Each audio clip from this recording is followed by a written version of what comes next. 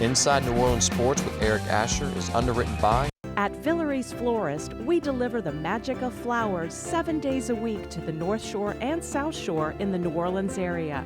Whether it's for birthday parties, baby celebrations, Villere's provides colorful floral displays for all.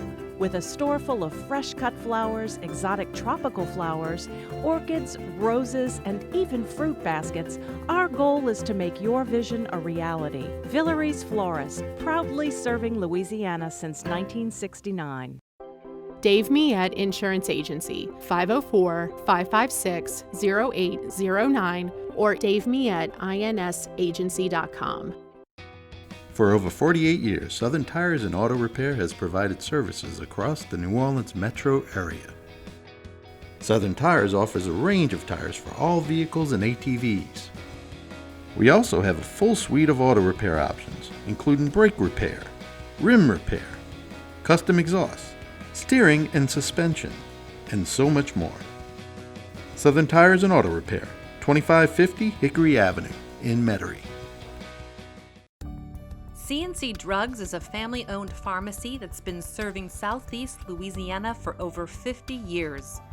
Whether you need help taking care of an elderly family member, a growing child, or even a pet, C&C provides patient-centered care for your entire family. C&C Drugs, large enough to serve you, small enough to know you.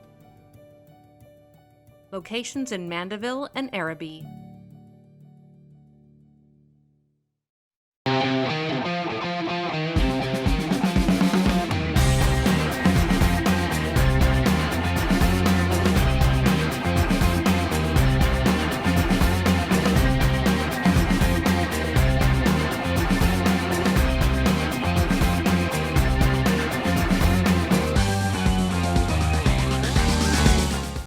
Good evening and welcome to another edition of Inside New Orleans Sports. I'm your host, Eric Asher. Over the next hour, we'll cover all the home teams for you as we always do. Got a great guest for you tonight, one of my favorites, Jeff Duncan of The Athletic and also Fox 8. He's an analyst of Fox 8 here in New Orleans as well. Jeff, welcome to the show. Always good to have you, my friend. Yeah, thanks for having me on. It's here we are, man. Groundhog Day again, right? Oh, We're my still gosh. in this quarantine phase.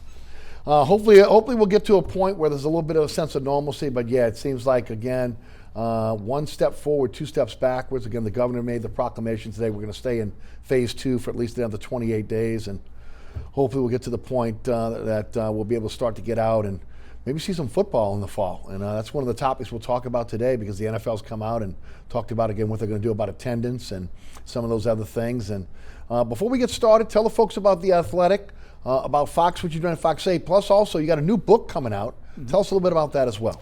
Yeah, we've got a lot of irons in the fire, even though, not a lot of sports to cover right now. Well, you're staying busy. Right, plenty of things to write and talk about. Very excited about the upcoming fall on Fox 8 with that team. You know all those guys. Mm-hmm. It's a great team.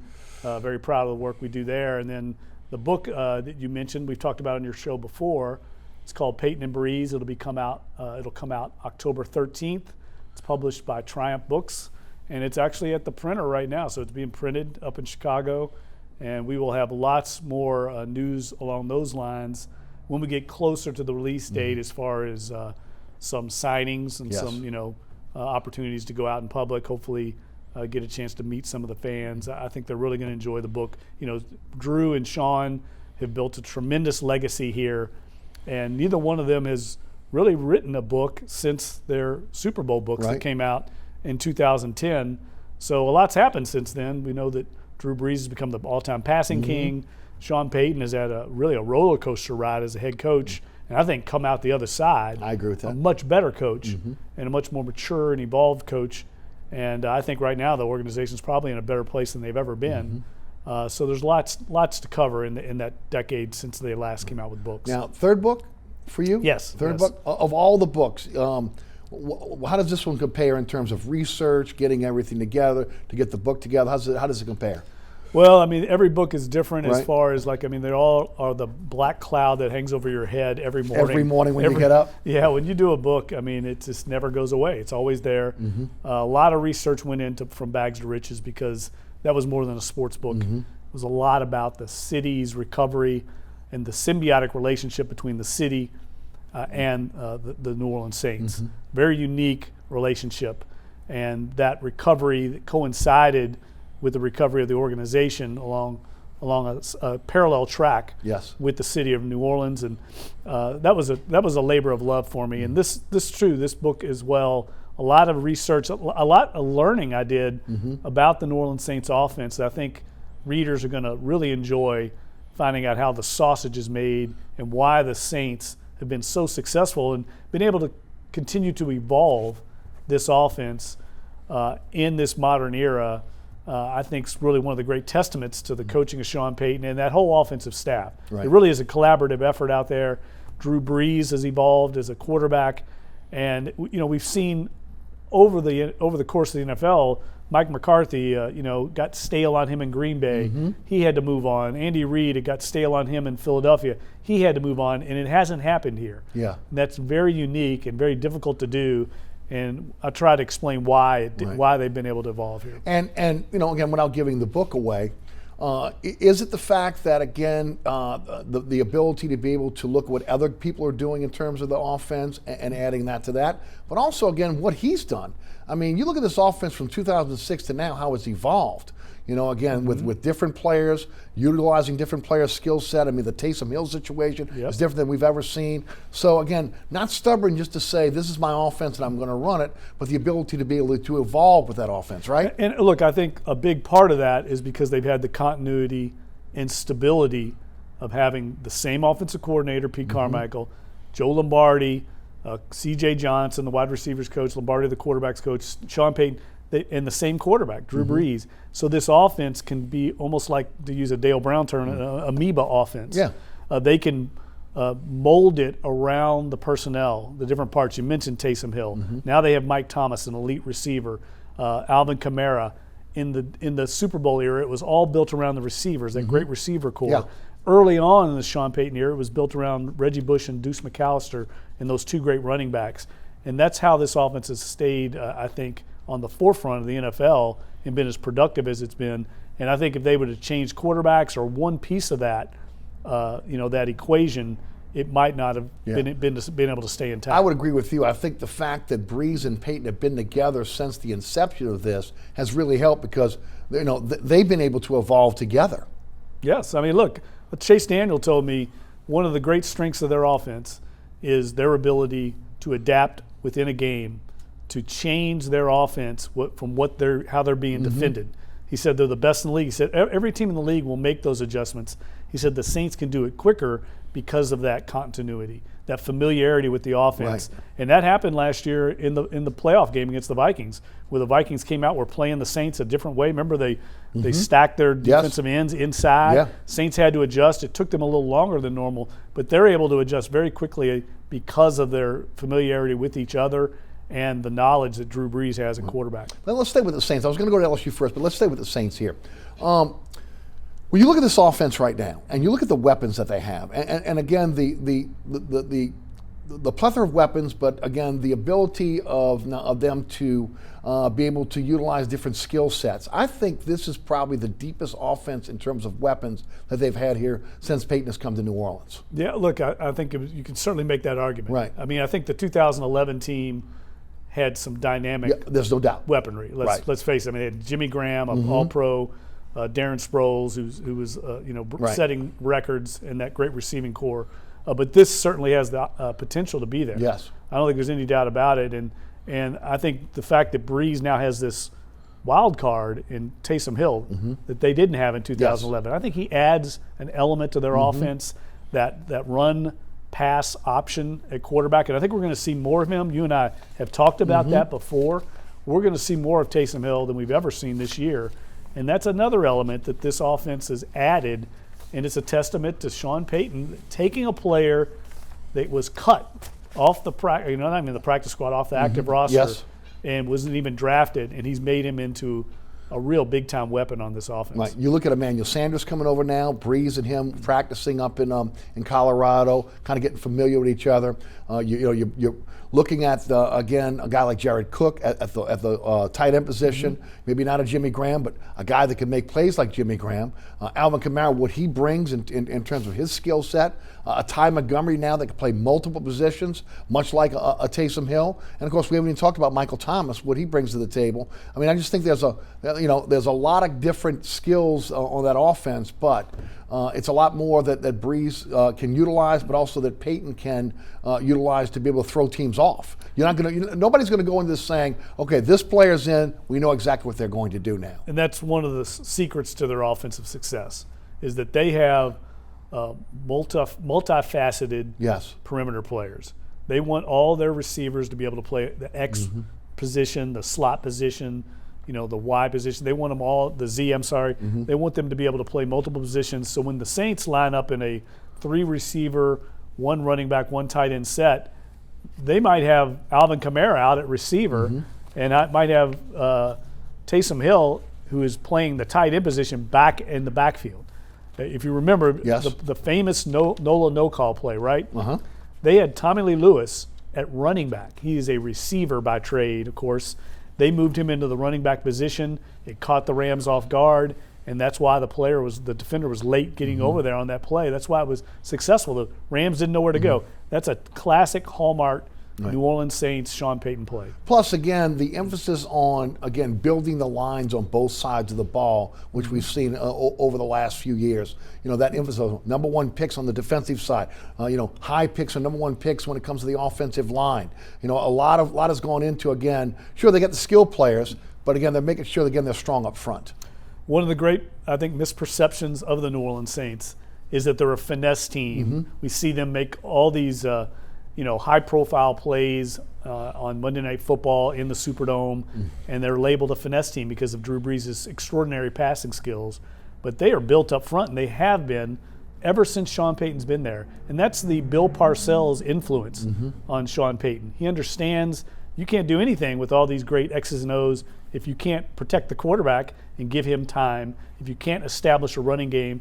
They've done that now, and I think now Drew Brees is the offense is less reliant on Brees to carry them than ever, because they know that he's now 41 years old and they need to rely on the running game more and the short passing game. And it's really built around the skill set of the offensive perimeter players. How do you think they utilize Taysom Hill this year? Do you think he's going to get more snaps as the quarterback than maybe we've seen in the past?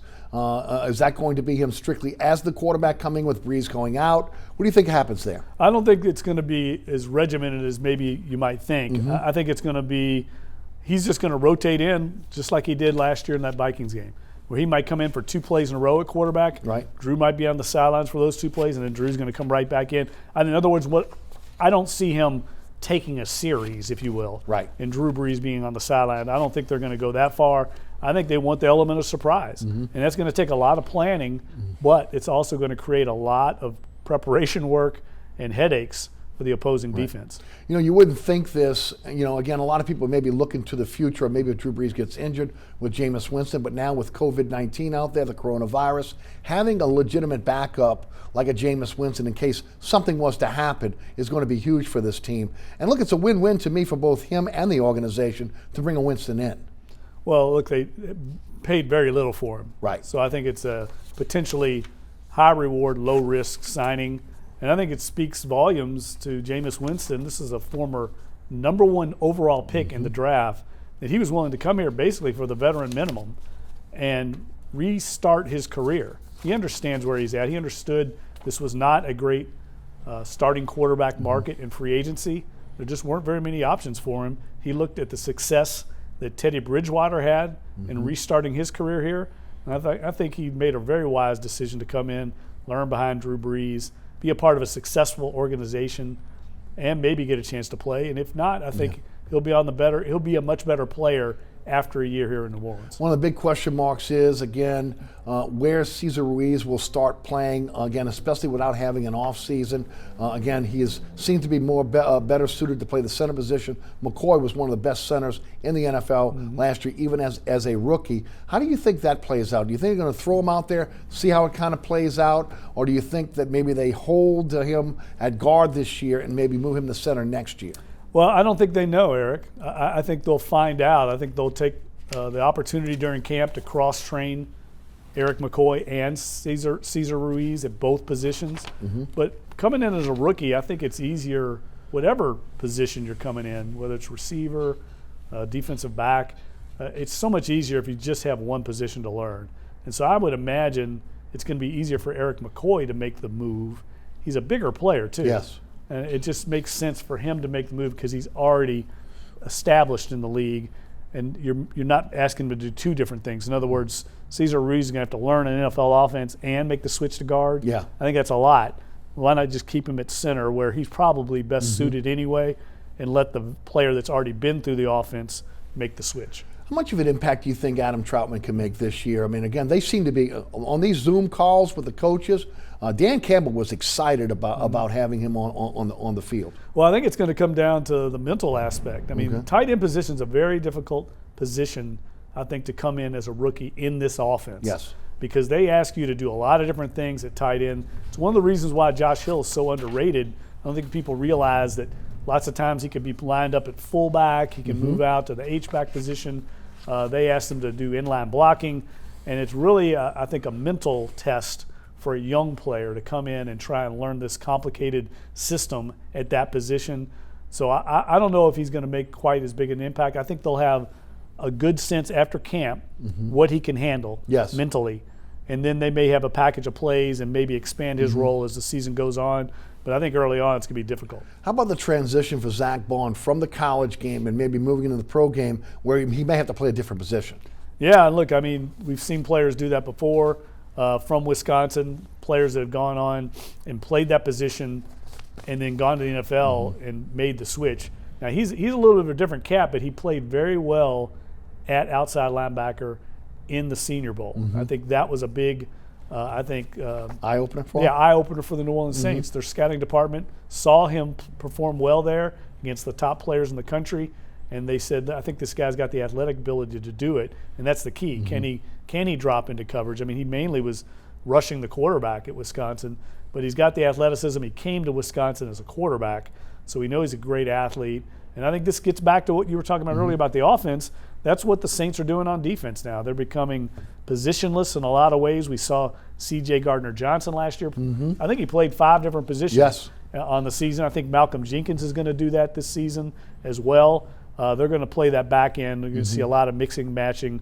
It's the way the NFL is going. It's a lot like the NFL. I mean, the NBA, I'm sorry. When you look at this team, not a lot of positions open, but yet they were able to go out and get some solid veterans to come in. You mentioned Malcolm Jenkins. We talked about Jameis Winston. They go out and get a Ty Montgomery who can play multiple positions in case a guy like Alvin Kamara goes down. Of course, he can also play the wide receiver position if you're in a pinch there. You look at they brought in James Hurst, that guard swing tackle. This guy's a pretty good player. Now, again, he's got an issue where he's going to have to sit out the first 4 games, but still, he's a darn good player.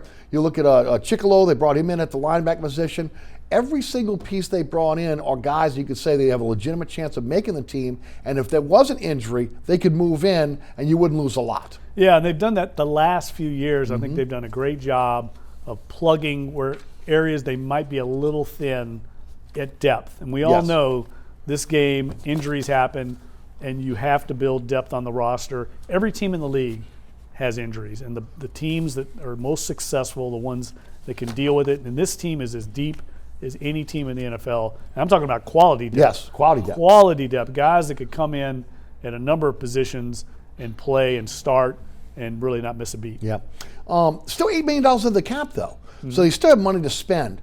Now, I've talked about, again, a cornerback that can swing from left to right, that can play on an island. Some think that, again, because of the injuries we've seen at the linebacker position with Anzalone and Alonso over the last few years, that even bringing in a guy like Chicolo, that, again, they still need help at the linebacker position. Do you think that they'll use that on one of the remaining free agents out there? or will they use that $8 million to be able to re-sign their own? I'll be surprised if, first of all, at this stage, what's really out there. Well, Logan Ryan's out there at the corner position. Yeah, well, he's going to cost some money. Right, and Drake Kilpatrick is also out there. Yeah, I mean, those guys are going to cost money. Sure. And they're probably going to want to come in and play a big role somewhere. I doubt they're going to want to come to New Orleans and be the fourth corner. Right. So I think it's not going to be attractive to them. I don't know as far as finding somebody that fits that hole. It seems like at this point you're just going to be plugging in a roster. You may have to throw Patrick Robinson out there, or something like that. Yeah, I mean, I think at this stage they kind of have what they have. Right. And why spend any more money just to spend it? I think this roster's pretty set. They're very high on P.J. Williams. They liked what he did last year toward the end of the season where he moved to safety. I think this is a guy that they value more than the rest of the league. But look, they've got to get better at rushing the passer. I think that's an underrated problem for this team. Yes. They were not a great pass rush team, even though they had a little more sacks. Yes. They weren't a great pass rush team, and they've got to get some, I think, more production out of Marcus Davenport, Trey Hendrickson, anybody besides Cam Jordan. Yeah, I would agree. And I think it's really, again, when you look at Henderson going into his fourth year, you look at Davenport going into his third year, really the onus is on them to really take the next step. You can move a guy like Bond around or again, bring guys, from different positions, but to play straight up and to be able to rush the passer, you got to get something out of that opposite, that defensive end opposite Cam Jordan. Yeah, and it doesn't have to necessarily be sacks. They just have to affect the quarterback. Right, exactly. Move them off their mark, affect the timing, rush throws, get your hands up. Cam Jordan is so great at that. Yes. I mean, even though he still gets the sacks, he has the production there. He makes so many other plays with his hands, batting balls down. Really, those plays are huge in the course of a series, and the Saints haven't had enough of them from other people other than Cam. And a healthy Sheldon Rankins would help as well. Yes, his ability to rush the passer from the inside. Yeah, if he comes back to anywhere close to where he was 2 years ago, and that's a big if, then you suddenly you have something because he was playing at a Pro Bowl level when he got hurt 2 years ago, and obviously got hurt a year ago as well. Can he come back and be healthy? If he is, I mean, he's a wild card because he can end up being a Pro Bowl level player. No doubt, and in a contract year as well for him. Yeah, and he's a guy that is very respected in the locker room. Saints defensive line coaches love him. He's a leader, a quiet leader. I think a very underrated player on this defense. You're part of the Saints Hall of Fame induction committee. This week you guys announced, again, the induction, the inductees for this year. First of all, congratulations to Marco Garcia, the Spanish broadcaster, again, well-deserving, the Joe Gemelli Fleur-de-Lis Award winner. Jari Evans, Roman Harper. Jari Evans, to me, is a shoo-in. And I was talking to Sean Mazzan the other day, who's also on the committee with you, and he was talking about the fact that we're going to start seeing a lot more of the 2009 Saints that were on that Super Bowl team. They're going to start to be moving into the Hall of Fame now.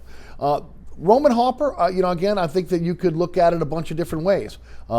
Played okay when he was here. Maybe, again, a guy that if he would have stayed with New Orleans would have progressed to be the player that he was at Carolina.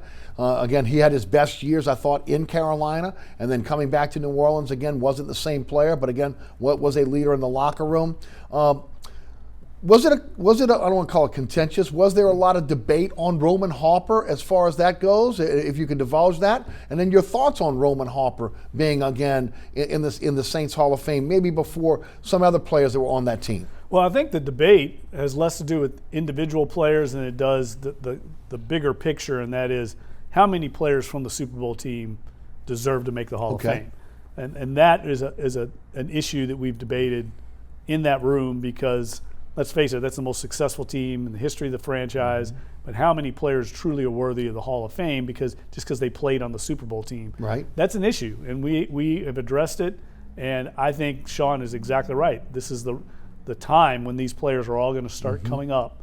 They're going to be eligible for the Hall of Fame, and we have to make a decision: is that player truly a Hall of Famer just because he was on the Super Bowl team? Right. How much weight do we give to that? That also happens at the Pro Football Hall of Fame.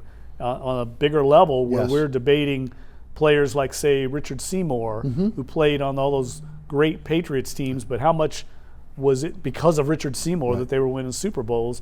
It's an argument that Drew Brees is going to face one day because he's only won one Super Bowl. Right. That I think is the issue. Jari Evans is a no-brainer. Jari Evans is going to be a borderline Hall of Fame I would agree. candidate for the Pro Football Hall of Fame. I mean, he's was the best guard in the league for a long period of time, was an all-pro. So he, of course, I thought was a shoo-in.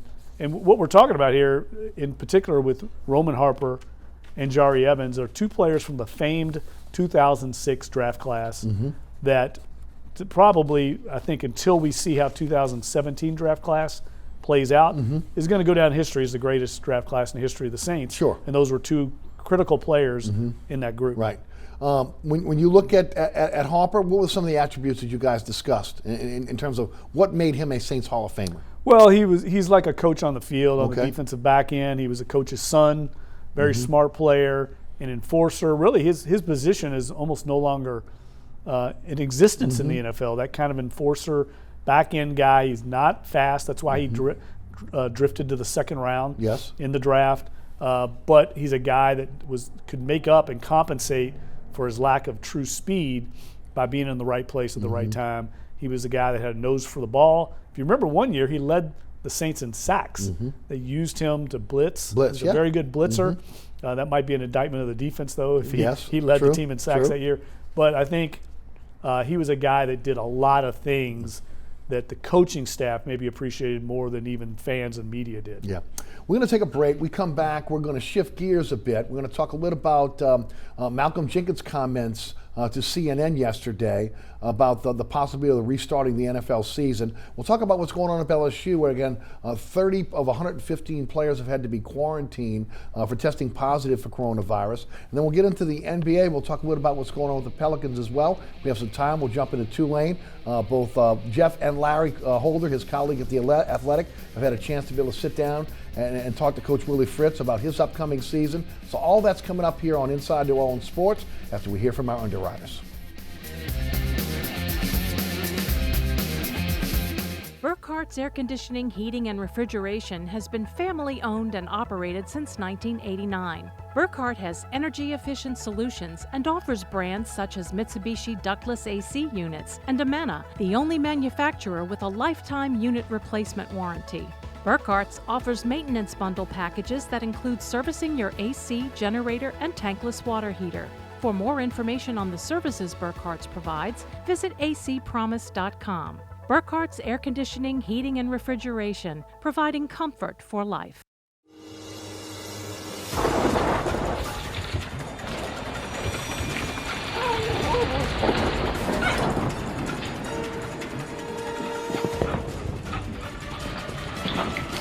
Experiencing rough weather with a bad roof can be a nightmare. It doesn't have to be. Suburban Roofing, because when it comes to roofing, there is a difference. Located at 3701 Iberville Street in Mid-City is Katie's Restaurant and Bar. Open 7 days a week, Katie's offers daily specials for lunch, dinner, and Sunday brunch. Serving New Orleans cuisine such as fried shrimp platters, grilled redfish, and a fully stocked bar. And don't forget about our expanded event seating and local entertainment. Featured on the Best of Food Network's diners, drive-ins, and dives, Katie's Restaurant and Bar. Welcome back to Inside New Orleans Sports. I'm your host, Eric Asher. Tonight, Jeff Duncan of The Athletic and also Fox 8 Sports is our guest. First of all, let's talk a bit about the restarting of the NFL. Dr. Fossey, about a week and a half ago, warned the NFL and the college may not be able to play their season if there's a second wave without having players within a bubble insulated from the public and tested daily. The NFL has come out and said that, at least preliminarily, they're going to test at least 3 times a week. We know that, again, the colleges right now that are having their volunteer workouts are doing active testing and contact tracing. And we'll get into LSU in a moment, which is one of the reasons why they were able to find that super spreader event up at Tigerland because of what went on at LSU. I've been talking about the fact that this year may be a year where the owners have to bite the bullet a bit, where, again, you may have to expand these rosters some. And yes, you have your practice squad with your young players you want to hold on to, but you may be in a situation where you want to go back with the old NFL taxi squad, where it's just veterans, maybe 10 players or so at different positions that have been in camp with you, that you can hold on to. in case there is an outbreak at a particular position. I mean, if you get some players that test positive have to be quarantined for 14 days, that's possibly 2 games to be quarantined, okay? And then also a situation if it hits a position group, which a lot of times those guys are together all the time, again, all of a sudden you don't have your offensive line, okay? Or again, maybe the quarterback room is affected. So you got to be able to have players to be able to back these players up in case something happens. What do you think the plan is going to be? You think that owners are willing to be able to, give up maybe 5, 10 more spots on a roster to be able to make sure that, again, if there is an outbreak in a certain position on a team, that they have ready-made players to come in where there's not a big drop-off where you're going to the Canadian League or you're pulling from the old XFL to be able to bring in players? Well, I think that's a worthy consideration. I think everything is still on the table. I mean, we're still getting guidelines now from the NFL about medical protocols.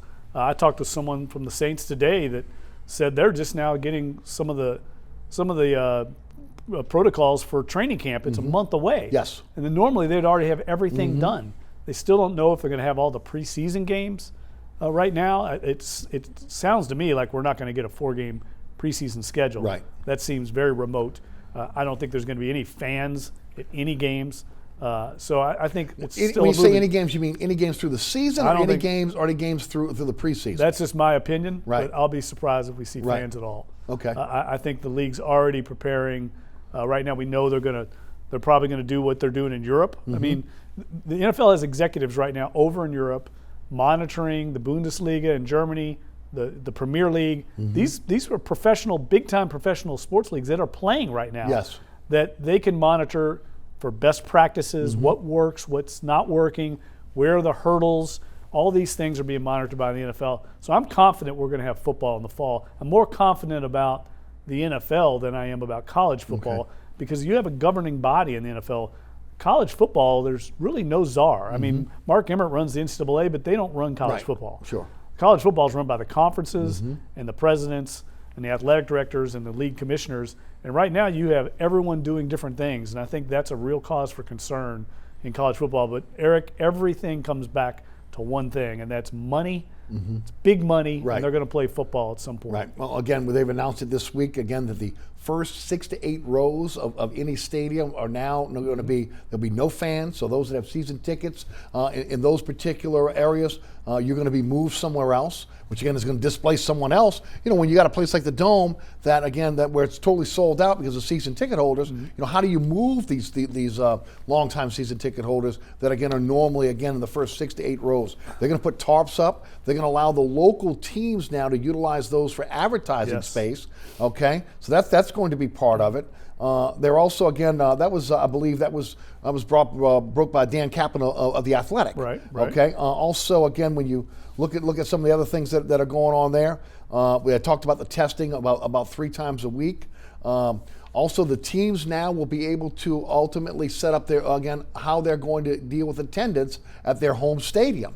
Again, how they're going to social distance, where these people will be when these fans will be when they come into stadiums. I would think that stadiums that are open air probably have a little bit more of an advantage to maybe the Dome, where again you have a closed-in room, and you're not outdoors. It'll be interesting to see again how that kind of plays out if there are fans in the stands. Well, I can tell you this: whatever they decide, as far as fans are concerned, it's going to be the same for every team in the league. They're not going to allow one team to have 50% capacity because their state is further along, and the other team to have 25%. That's not going to happen. There will be a level playing field for everyone, and if the lowest threshold is 25%, that's what everybody will play under. But the Kentucky Derby just announced this week that they're going to have fans at the Kentucky Derby. It may not be 150,000, it may be 60,000, but they are going to have fans there. So there's some events that feel confident. Their medical advisors are giving them confidence to where they can make this work with having fans attendance. So maybe there's hope for the NFL. Right, and it'll be interesting to see. I mean, again, LSU's already said that there may be a possibility that if fans are going to be in Tiger Stadium on Saturday night, they're going to have to wear a mask. Is that going to be a requirement for anybody that walks in the door? Temperature checks, etc. You get turned away if you got a temperature on that day. I mean, that's all possibly, if they're going to have fans there, that's all a possibility. Well, I think it's the only prudent decision they can make. But again, we're still talking about a long ways off just think about 3 months ago where we were at in there's this no doubt. country, and 3 months from now. I agree. So I think we're going to learn a lot more. Right. We're obviously made great advances in testing right now, and I think the bubble idea, certainly for the NBA, Right. is the only way to go. I mean, that way you have everyone contained within an ecosystem, and you can do multiple testing within that, and it should be able to address any kind of outbreak very quickly. Yeah, and look, you mentioned the Premier League and the NFL sending folks. I think, again, for the NFL being in the fall, college football being in the fall, they're able to take a look at what the Major League Baseball is going to do. 60 games in 66 days. Are there going to be fans allowed there, or they're not going to be fans? The NBA finishing their season and the playoffs in this bubble city, in Orlando. How that's going to play out. Though. Right, no fans. Right. Okay, and then what's going to happen with the NHL? But when I say that, again, I talk about player exposure to the coronavirus. How they're going to deal with that? How many players are testing positive? How quickly does it spread within a team?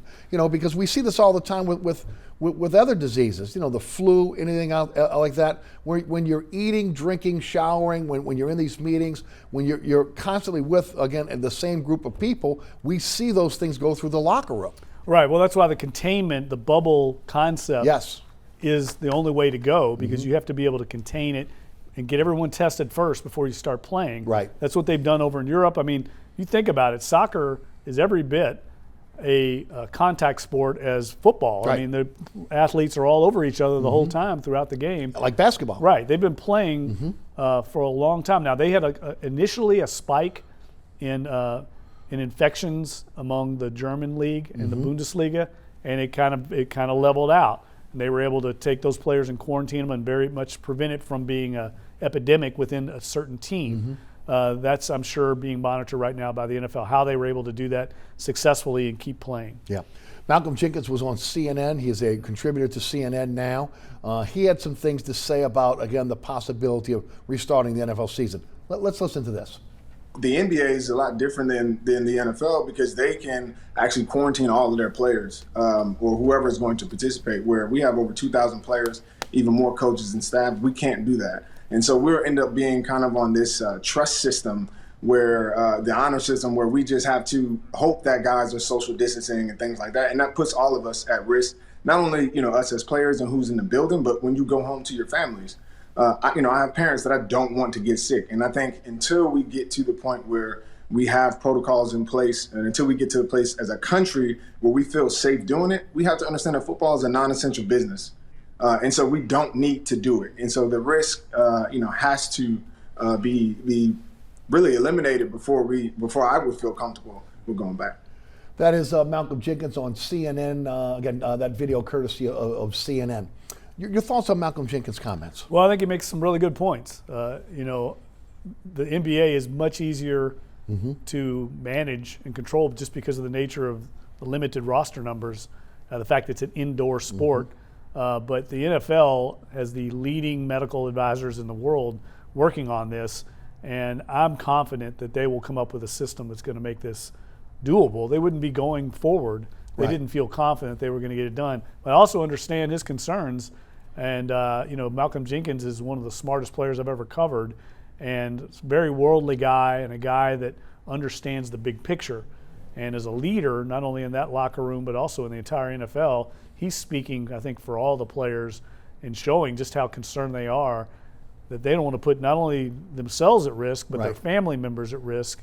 So they've got to, I think they're going to have to limit how much exposure they have to the outside world if they want to have this football season this year. Avery Bradley of the Lakers has already said he's bowing out. Some other NBA players have bowed out within the last 2 days to rejoin their teams in Orlando when they go to Orlando to restart the NBA season. Do you think we'll see NFL players saying, you know what, I'm going to skip this season because of the possibility of the coronavirus infection? It might be. If you've got some kind of underlying condition that you could play football with but can't fight the virus with, it certainly would give you pause. I mean, I just saw this week where the head coach, a high school football coach out in the state of Louisiana in the Lafayette area, had to retire because he's fighting melanoma right now, does not feel comfortable trying to coach a football season this year, and he retired early.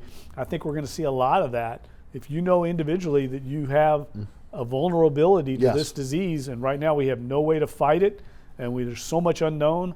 I could definitely see a player bowing out now, whether they get paid or not, whether they have a grievance that they can file with the NFLPA, I think remains to be seen. Yeah, and that was going to be my next question. Coaches. Again, there's going to be a debate about, again, Alvin Gentry being on the sidelines for the Pelicans. He's 65 years old. Ed Ogeron is in incredible shape, but he's 60 years old, okay? Sean Payton, again, when you look at it, they're not in their 20s anymore. Right. So, again, you look around the staff, staff members that have been with the Saints. Zelic. Right, okay? Staff members that have been with the Saints for a long time, whether that be individuals that work with the support staff or not. How are you going to control this, especially when you got older individuals that have been with a team for a long time, or again, coaches that have been there? How are they going to deal with that? Well, I think the concern is, look, they're all going to be tested multiple times. Yes. The concern is someone being asymptomatic early on and not testing yet, not testing positive, and would they become a spreader in the locker room? Those are the things that I'm sure the medical experts are studying right now. How can they prevent this from being an outbreak? But they're doing it in other leagues.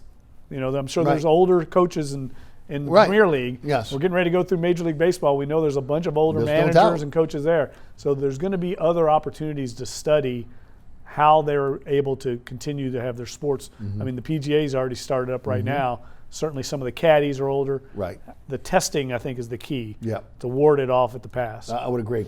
We know now that, again, 30 of 115 LSU players have been quarantined. Some have tested positive for the coronavirus. It was one of the reasons why the state of Louisiana was able to contact trace and figure out that Tigerland was a super spreader event with over 100 people testing positive for the coronavirus after, again, going out to Tigerland and partying at those bars.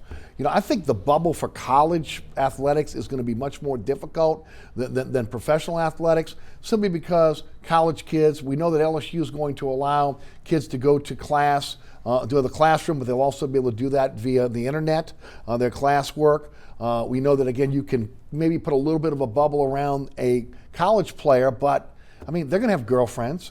You can't watch them 24 hours a day. They're going to want to go to parties, stuff like that.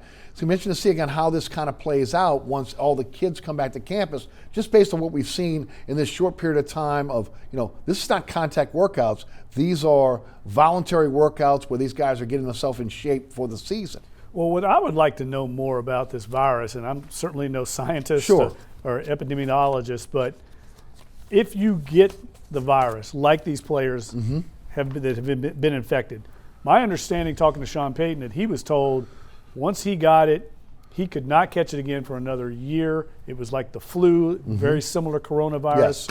That you got it, your system built up immunity to it, and you became immune. Now, that doesn't mean you can never catch it again. Right. But within a year, much like the flu, we all have had the flu in our lives. We've all had a cold.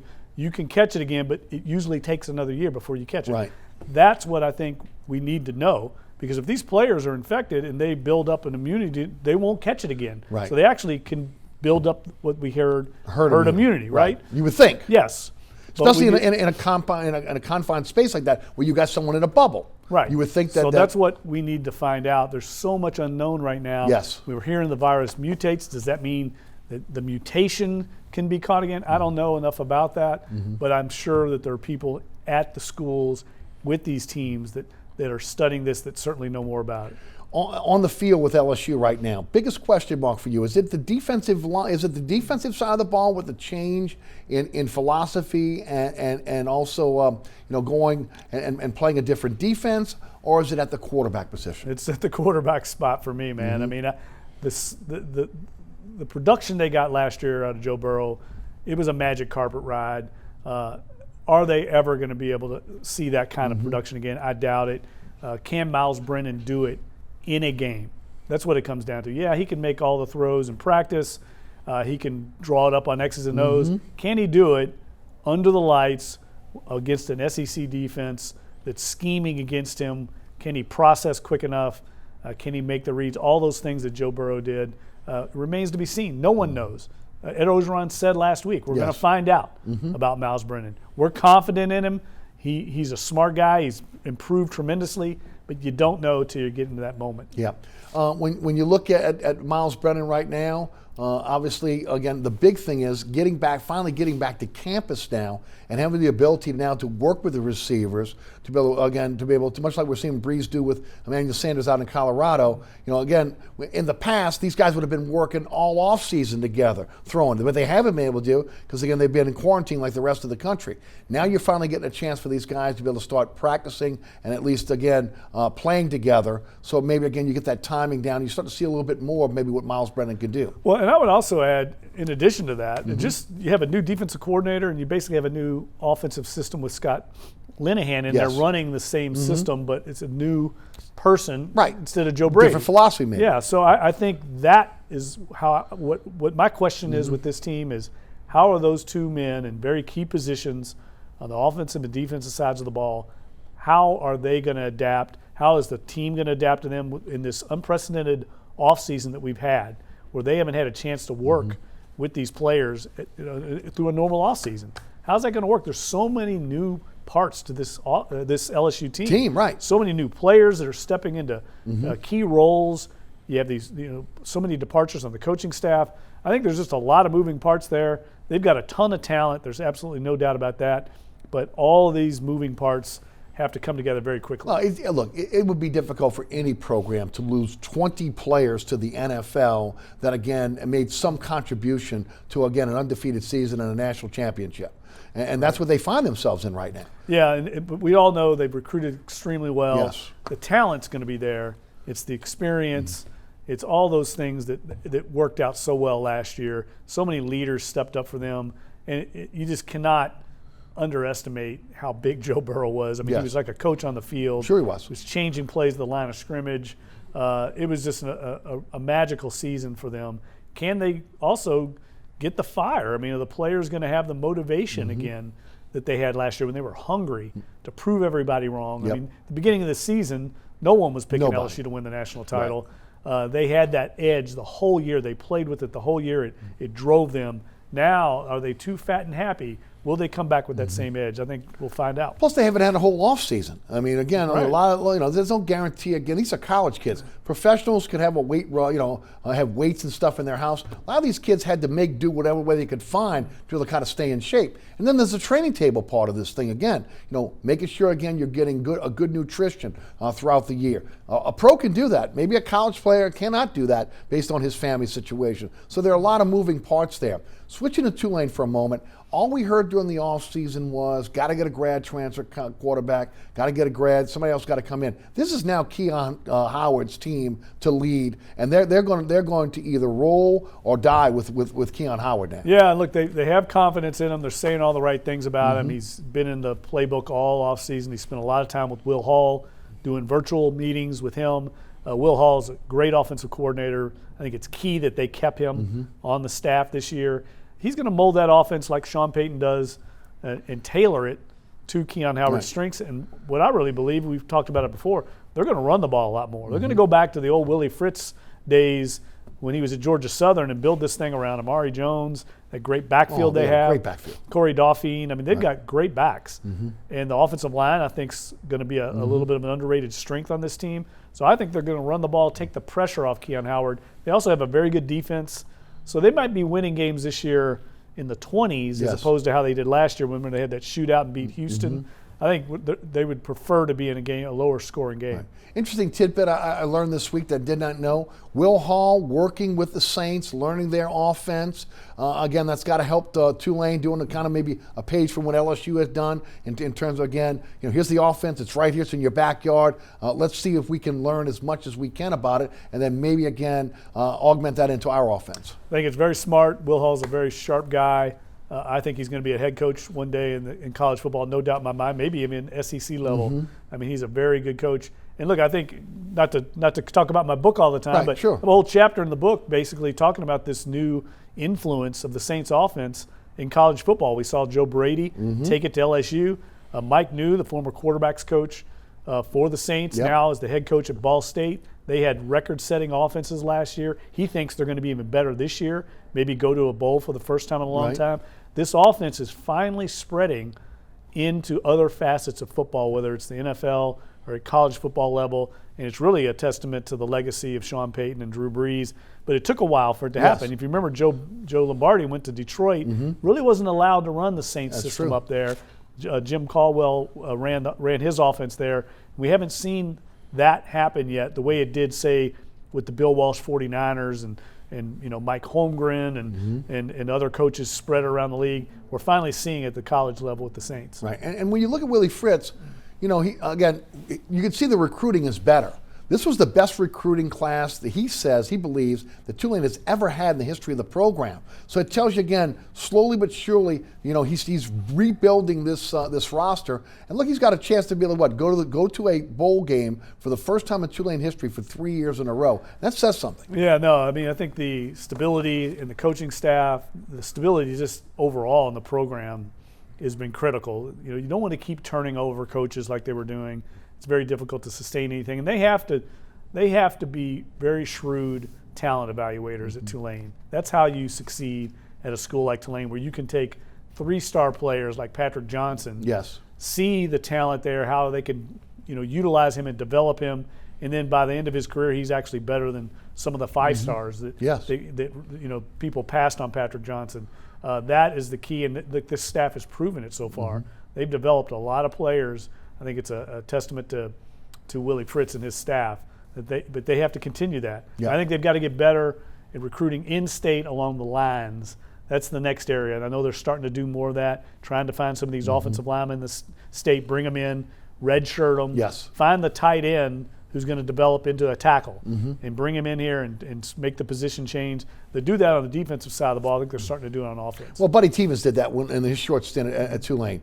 If you remember, again, when he came in, redshirted a lot of players, let them get into the weight room. Unfortunately, he didn't be able to see it through. But again, when you look at that great Tulane team that they had that went undefeated, a lot of those players were, again, Buddy Stevens players back then. And again, that was kind of his philosophy. And we're seeing it now with Tulane, again, where they're giving these players a chance to be able to, again, build themselves up and, again, ultimately, again, be able to stay 3-4 years there and make an impact. Well, look, you and I talked earlier about Adam Troutman. We talked about Zach Bond. Both those players were high school quarterbacks that went on to college, and now they're NFL draft picks. And neither one of them was a big recruit. They were not 5-star recruits. They were great athletes. College coaches took them, put them into different positions. I think of no one different than Sheldon Rankins, who was a running back in high school. Louisville got him. He was a 3-star recruit. They put him at defensive end, and then he grows into a defensive tackle. He's a first-round draft pick. You can do that in college football if you have the eye and the ability to develop, and that's what Tulane has to do. Shift gears to the Pelicans. I'm excited about the season restarting. They've expanded the roster to 17 now. That they're allowing the two-way players to get on the roster. We'll find out. Well, it was supposed to be yesterday was the deadline, but again, we haven't heard anything yet. Whether, again, all Pelicans players will be available to be able to play in the play-in games, to finish out the 8 games of the season they're going to play, and then a possibility of getting to the 8th seed, maybe a play-in game for the 8th seed to be able to go on to the playoffs.